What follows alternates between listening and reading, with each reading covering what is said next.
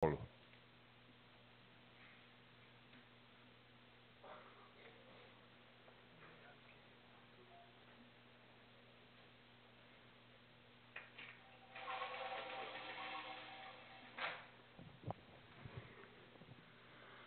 Boa noite.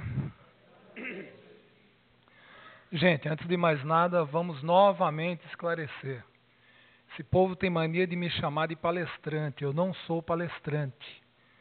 Apenas uma ameba que fala e transmite recado. Só isso. Pessoal,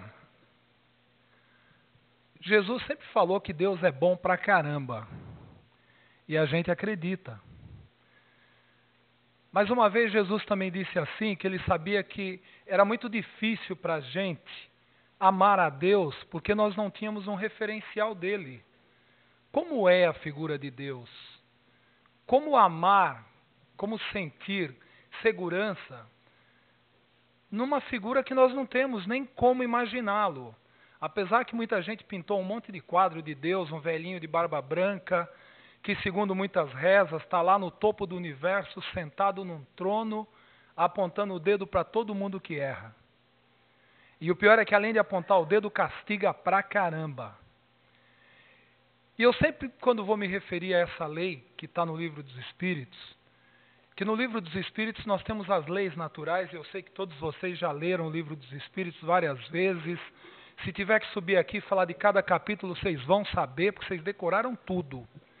Só para lembrar, que lá fala das leis naturais, que são leis imutáveis. Então nós temos a lei de destruição, a lei de sociedade, lei de justiça, amor e caridade. E dentro dessas leis tem uma que é a lei de adoração. E aí, lembrando dessa frase do Cristo, eu falei, caramba, como adorar a Deus? Será que existe uma maneira correta de se adorar a Deus? Porque olhando nas ruas, a gente vê um monte de religiões, um monte de igrejas, e eu vou insistir até o fim que isso é benéfico. Porque cada ser humano vai estar dentro daquela religião que o seu coração consegue entender.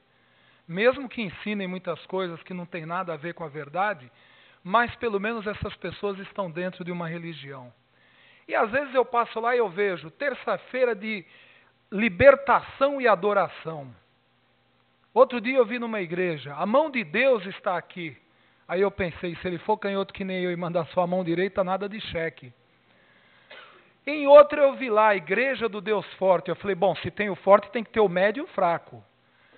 Ou seja, são coisas que a gente vai vendo e pensando como adorar a Deus com essa diversidade total de deuses. Uma vez uma pessoa disse assim para mim, a primeira impressão é que fica.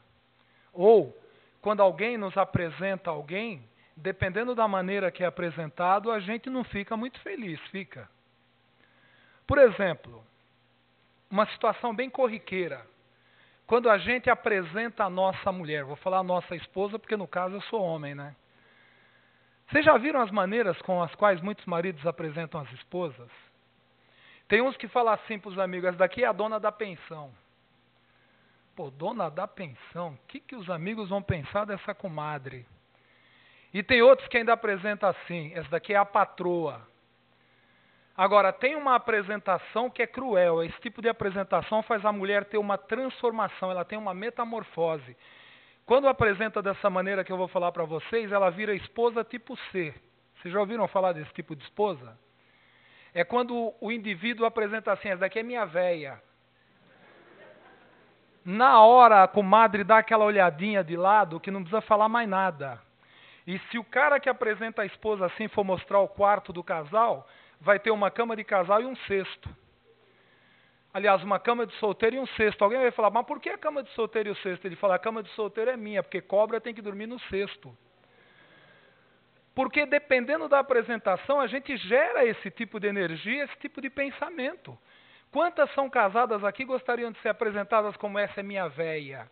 E o pior é que além de desmerecer a esposa, mata a língua portuguesa, né? Não é nem velha, é véia. E assim foi com as apresentações que fizeram de Deus durante toda a história do que nós conhecemos como cristianismo. Moisés, por exemplo, Moisés, por exemplo, apresentou Deus como um cara extremamente chato.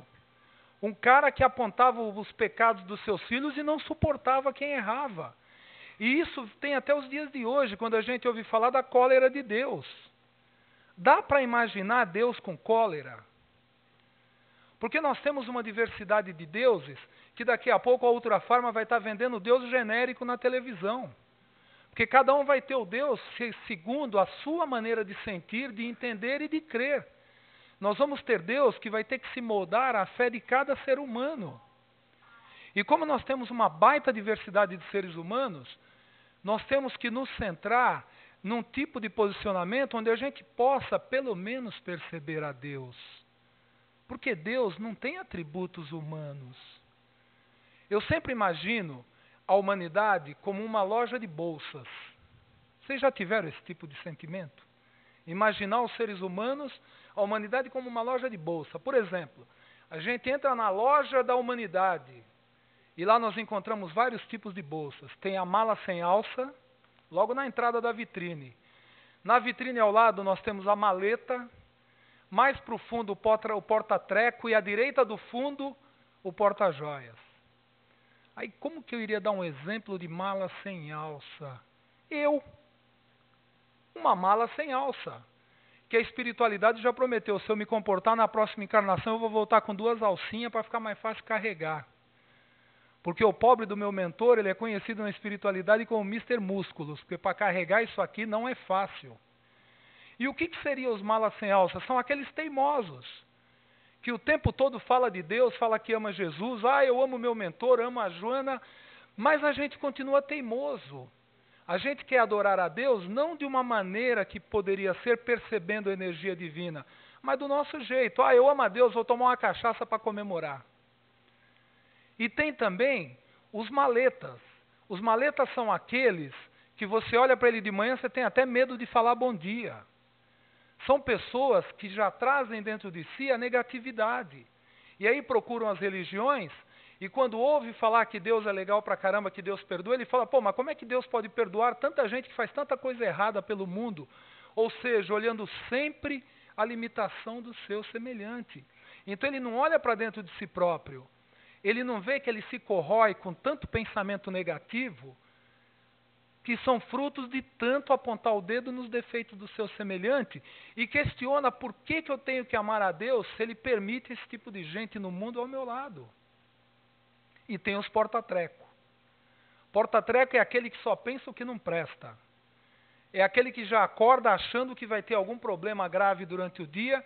E o ser humano porta-treco é aquele que quando vai no médico, o médico fala, olha, eu vou precisar pedir um exame para você. E antes do médico abrir o envelope, o cara fala, doutor, eu estou com câncer, lepra ou tuberculose? Porque ele carrega já essa negatividade. Aí eu pergunto, como é que um ser humano que só consegue pensamentos negativos pode adorar a Deus? Se ele não consegue amar a si próprio. Porque primeiro, nós temos que entender a Deus. E aí vem o ser humano porta-joia, que é aquele que nunca vê o aspecto negativo de nada. É aquele que, por pior que seja a situação, ele sempre enxerga alguma coisa de positivo, sempre tira uma lição positiva. E nós somos um pouquinho atrasados em relação a esse pensamento, porque a gente tem mania de falar que ama a Deus, que adora a Deus, que ama Jesus, mas 90% dos nossos pensamentos são coisas negativas. E quando alguém nos chama para conversar com a gente nunca imagina que é alguma coisa positiva. Muitas vezes a pessoa quer fazer um elogio, quer dar um presente, e a gente já leva aquele pensamento, ai meu Deus, lá vem bomba. Principalmente quando é cunhado. Há pessoas que dizem que Deus inventou o cunhado para a gente desenvolver a paciência. E o meu cunhado que o diga. Então a gente sempre começa a classificar. E muitas pessoas acham que Deus também faz isso, que classifica aqueles filhos que Ele vai amar mais e aqueles que Ele vai amar menos. E no mundo atual, nós já deveríamos estar um pouquinho melhor preparados para esse quesito da lei de adoração. Será que nós adoramos Deus decorando a Bíblia, por exemplo? Ou será que nós adoramos Deus frequentando religiões? Porque uma coisa que eu sempre questionei é esses nomes que nós arrumamos, tanto para Deus quanto para o segundo as pessoas, para o inimigo de Deus, que apelidaram de diabo, demônio, satanás, cramunhão. Houve uma época que chamavam o diabo de canhoto. E eu tive azar de nessa época estar na escola. E você não podia escrever com a mão esquerda, e essa coisa aqui é canhoto. E toda vez que eu ia escrever com a mão esquerda, a professora tome uma reguada na minha mão. Aí um dia eu falei para ela, mas por que você bate na minha mão quando eu estou escrevendo? Ela falou, porque é errado escrever com a mão esquerda, não agrada a Deus. Aí eu falei para ela, mas se fosse assim, por que a gente nasce com 2 braços? Aí ela nunca mais me bateu. Porque são crendices. E a gente, quando traz essas crendices, a gente fala, poxa, Deus castiga. E tem muita gente ainda que fala assim, eu não consigo adorar a Deus porque eu não sei rezar. Eu não aprendi a rezar, eu admiro quem sabe rezar, quem sabe orar, quem sabe fazer uma prece. Todos aqui sabem rezar? Todo mundo aqui sabe rezar? Levanta a mão quem sabe rezar. Mas vocês mentem, todo mundo concordou com a cabecinha, na hora de levantar a mão, não fica bem, Deus está vendo. Depois ele vai me pegar no pé. Por que eu perguntei isso? Porque para muita gente, amar a Deus, adorar a Deus, é fazer aquelas orações que não acabam mais. Sejam sinceros, vocês conseguem ouvir um terço do início ao fim? Eu não consigo ouvir nem o começo. Porque na 40ª Ave Maria, a pessoa que está com o terço na mão já está pensando no jogo do Corinthians, na Libertadores, na Copa do Brasil, e está lá, Ave Maria cheia de graça. Ou seja, não é a quantidade de preces, é o sentimento. E o mestre uma vez ensinou uma coisa tão linda disso, de adorar a Deus pela prece, que é um dos melhores canais de ligação com o Pai.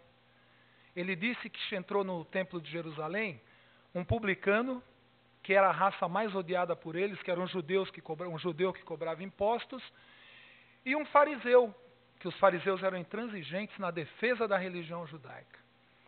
E Jesus disse que o fariseu ficou em frente ao Santo dos Santos, porque eles não tinham imagem, tinham um véu, e eles sabiam que ali dentro estava a Arca da Aliança. E o fariseu começou, meu Deus, eu sou um homem bom, eu não tenho ódio de ninguém, não tenho raiva de ninguém, pago o meu dízimo do templo, faço minhas abluções diárias, cubro a cabeça quando vou fazer a minha prece, eu não tenho raiva de ninguém, todos os meus vizinhos gostam de mim, eu sou um homem que trabalho, sou extremamente honesto, minha família me ama e eu sou um ótimo pai de família. Se esse cara falasse mais 5 minutos, Jesus ia ajoelhar e falou, amigo, dá uma benzida aí que você é melhor que eu, cara.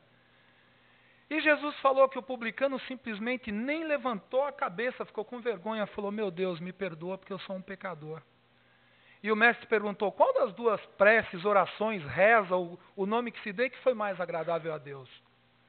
Qual das 2 vocês acham que foi? Porque, gente, o fariseu não foi lá para se ter uma atitude de humildade diante de Deus, ele foi falar das qualidades dele, o cara foi procurar promoção pessoal diante de Deus. E a prece tem que ser igual o outro fez. Meu pai, eu sou errado, me ajuda, me perdoa, me ensina um caminho. Prece é isso.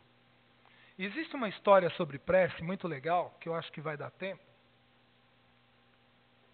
Essa eu ouvi de um padre maravilhoso chamado Padre Léo. Ele falou que tinha uma senhora, e ela tinha uma filha muito doente. E a menina sofria muitas convulsões e muitas dores, ela tinha um problema de articulação muito sério. E além da convulsão, as dores, e a mulher não aguentava mais, coitada, ela ficou desesperada. Um dia ela saiu de casa, morava lá no interiorzão de Minas, saiu de casa tentando arrumar alguém que tivesse um veículo que pudesse levar a filha dela para o hospital para tentar uma ajuda. E ela saiu andando a esmo pela estradinha que saía da casa dela. Quando ela se deu conta, ela estava no vilarejo próximo, do lado do mercado municipal. Mas já era um pouquinho tarde, o mercado estava fechado e ela não viu uma alma na rua. E ela escutou um barulho dentro da igreja. E a igreja ficava bem de frente ao mercado, subia um pouquinho uma ladeirinha, como dizem lá em Minas, uma escadaria, ela entrou na igreja. E ela ouviu que aquele som que ela estava escutando eram alguns jovens da comunidade da igreja, do grupo carismático, que estavam ensaiando as músicas que eles iriam cantar na missa do domingo. E ela achou aquelas músicas tão bonitas, e ela se sentiu um pouco em paz da sua aflição. E ela sentou no primeiro banco, e eles ensaiando do lado do altar. Aí, num determinado momento, um dos rapazes falou, olha, antes de continuar a ensaiar os hinos, vamos orar. Aí todo mundo se deu as mãos, aí convidaram ela e cada um fez uma oração. Aí chegou a vez dela. Aí ela pensou, e agora? Eu não sei rezar como esse povo reza. E ela sentiu um impulso, ela começou. Olha, Jesus, você sabe que a minha filha está muito doente, né? E olha, está muito doente mesmo, e só você para poder me ajudar. E olha, Jesus, eu fiquei sabendo que você fez umas curas tão grandes, tão bonita, que você bem que podia curar minha filha tão doente. E olha, para você é tão fácil que você ia num pé, voltava no outro, nem ia dar conta que você saiu da igreja.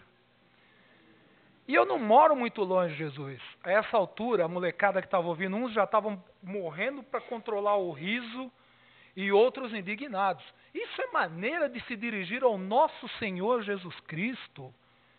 Como é que uma pessoa se refere ao nosso Senhor, chamando ele de Jesus, ainda com essa linguagem totalmente errada?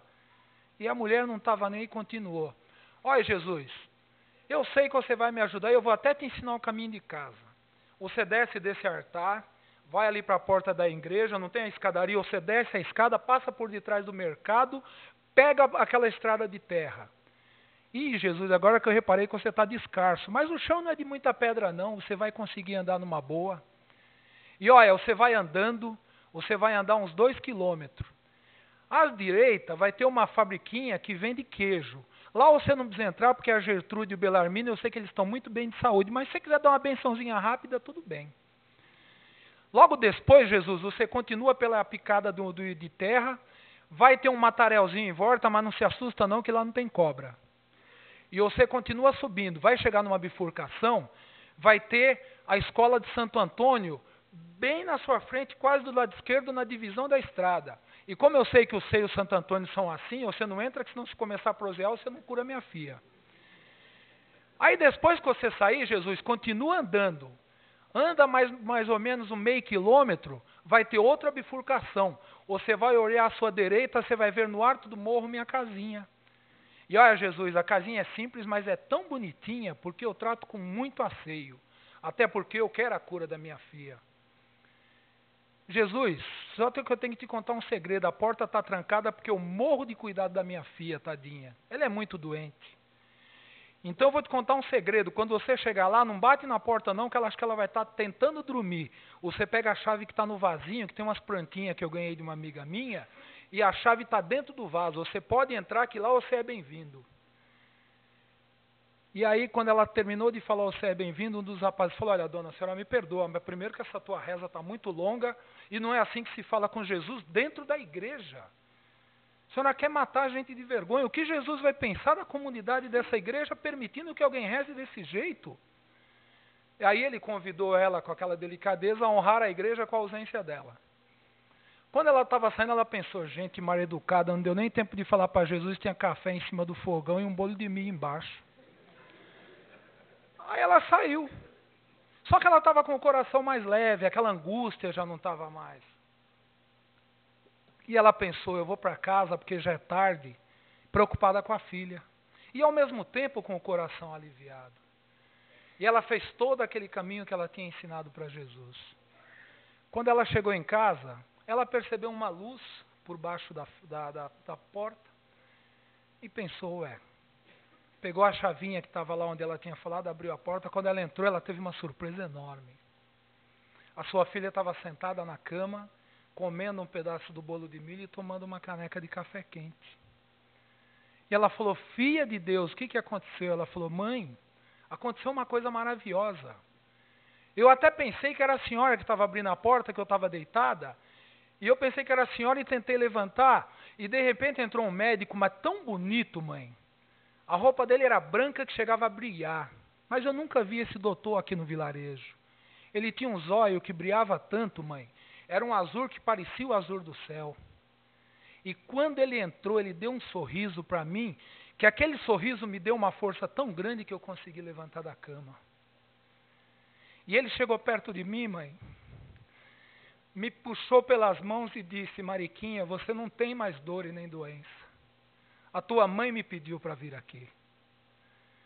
E quando ele segurou minhas mãos, meu sangue parece que ferveu dentro de mim, e eu senti um calor e um desejo enorme de sorrir e até de dançar, mãe. E ele disse que ele não podia ficar muito tempo, que ele tinha outros pacientes para visitar aqui mesmo. E ele me pediu para levantar, me deu um beijo tão gostoso na testa, mãe, e quando ele me abraçou, eu me senti transportada para um outro lugar. E quando eu acordei desse sonho, mãe, eu estava sentada na cama e sem dor nenhuma. Ah, outra coisa. Quando ele saiu e fechou a porta, ele abriu de novo e disse: fala para sua mãe que eu adorei a planta que ela tem nesse vaso.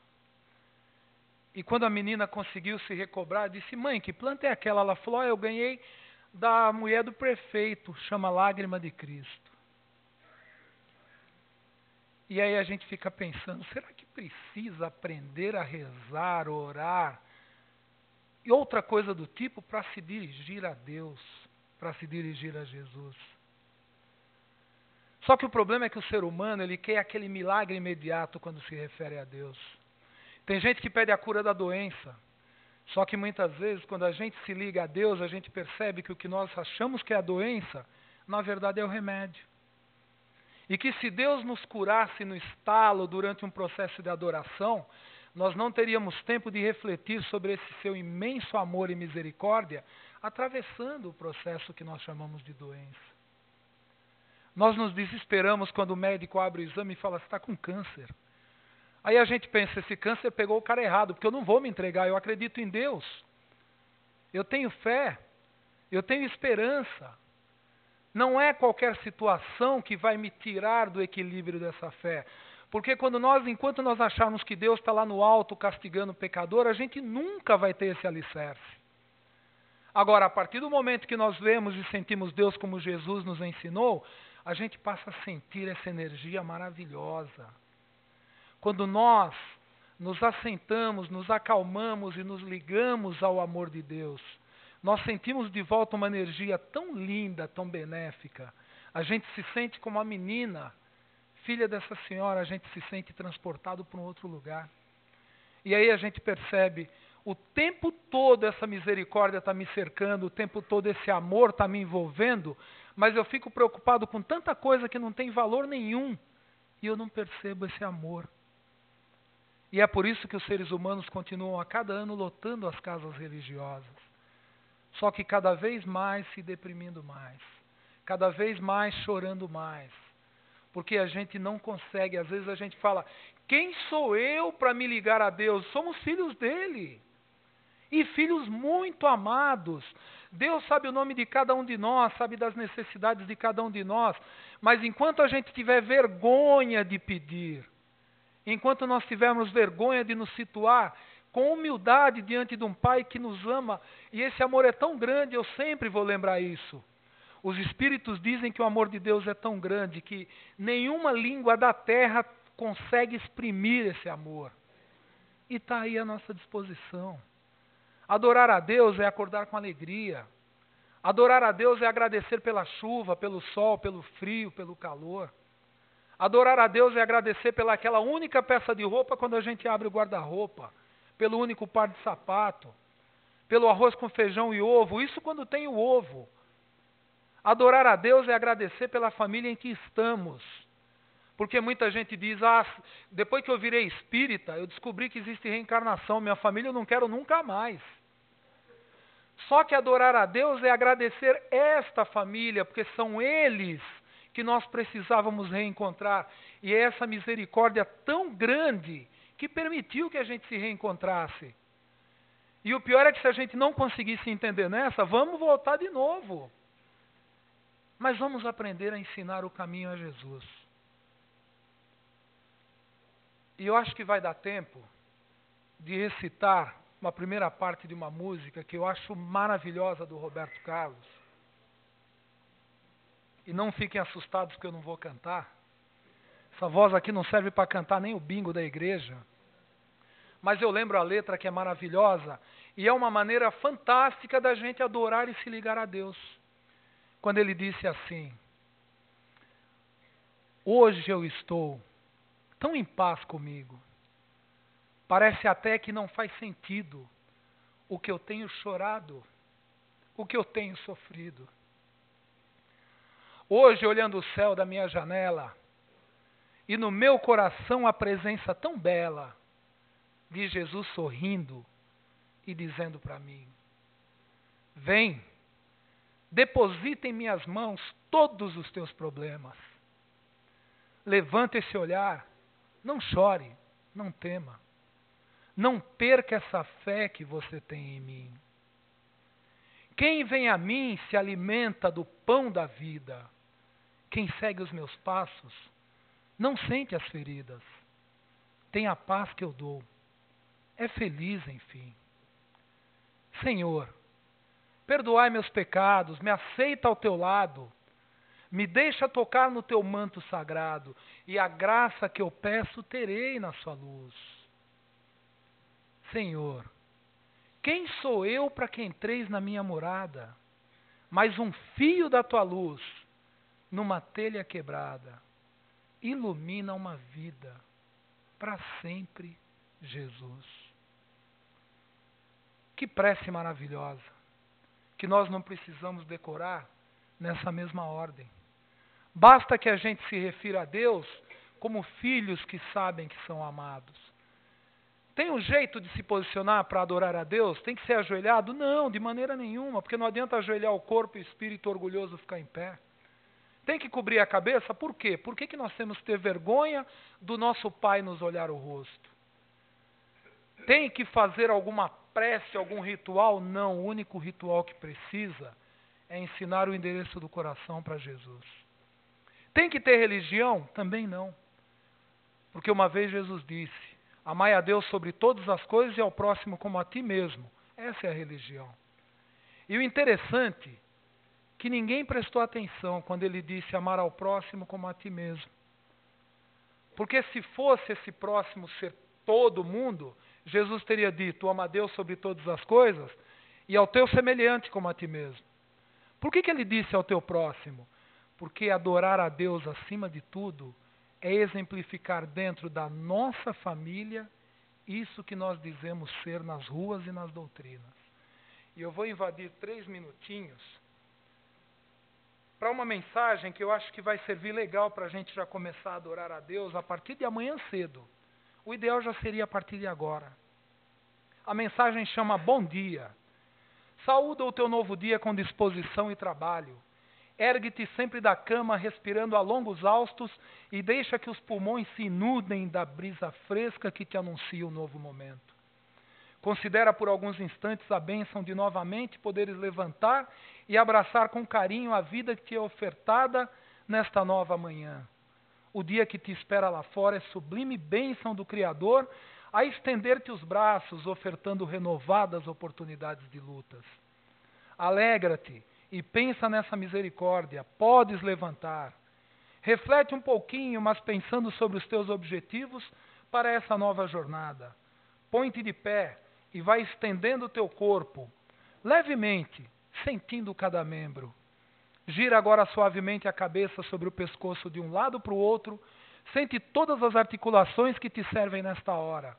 Estende os braços, trazendo-os verticalmente até a lateral do corpo, e mantém-nos estendidos por alguns instantes.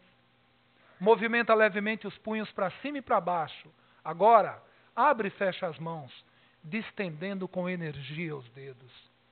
Volta os braços para a posição normal e dobra o tronco sobre a bacia de um lado para outro, levemente, indo ao máximo até as laterais do corpo. Retorna e flexiona as pernas, dobrando-as uma a uma para baixo e para cima lentamente. Segura nas mãos as pontas dos dedos dos pés por 3 minutos cada um. Dobra os joelhos, indo até o chão, e levanta-te. Lentamente, por umas 10 vezes. Enquanto isso, faze com que os braços estejam suavemente colocados sobre os quadris. Abre levemente as pernas, deixa a cabeça solta sobre o corpo e permite que os braços caiam relaxadamente. Deixa-te solto por completo. Fecha os olhos. Respira suavemente. Nesse instante, faze a tua oração agradecendo a Deus por toda a dinâmica da tua vida. Considera agora a tua saúde. Observa a harmonia do corpo, esse patrimônio divino que o Senhor te confiou, através da indulgência da reencarnação. Este é o teu corpo, um santuário divino, sublime bênção, a ofertar-te continuamente alegrias da vida, sugerindo em tudo a grandiosidade maravilhosa de Deus a se manifestar em ti. Alma querida, não te importes caso sejas um paraplégico, tetraplégico ou aleijado, tendo cumprido só a mínima parte da nossa mentalização. O importante é que estejas vivo, desfrutando das muitas oportunidades que a reencarnação lhe tem permitido.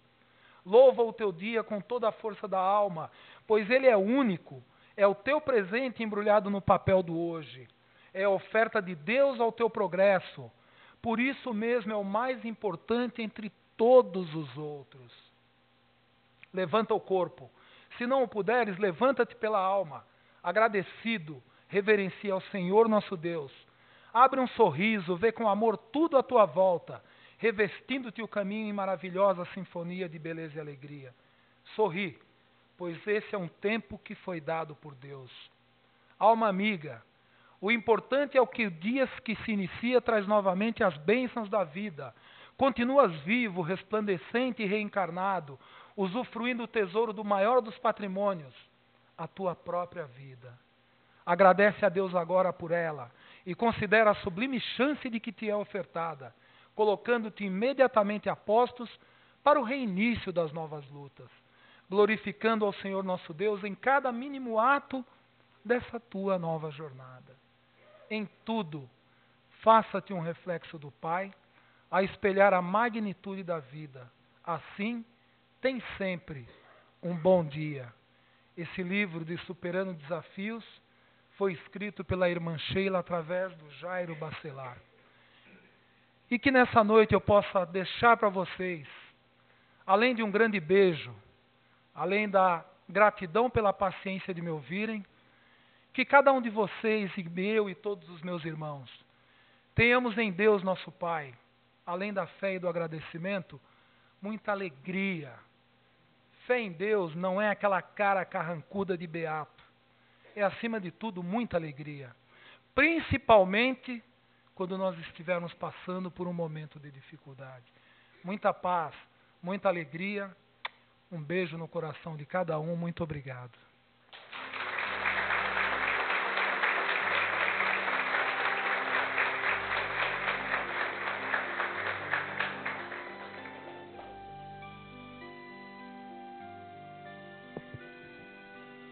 E mantendo essa vibração de amor, sabedores que viemos aqui para ser felizes, praticar o amor, a caridade, a solidariedade, a fraternidade. Pai nosso que estais no céu, santificado seja o vosso nome, venha a nós o vosso reino, seja feita a vossa vontade, aqui na terra como no céu. O pão nosso de cada dia, Pai, dai-nos hoje e sempre. Perdoa, Pai, as nossas dívidas, na medida que nós perdoamos os nossos devedores. E não nos deixes cair em tentações, mas livra-nos de todo o mal, porque Teu é o reino, o poder e a glória para todo sempre. E que a luz do Cristo vos acompanhe até suas casas. Tenha uma ótima semana. Uma boa noite.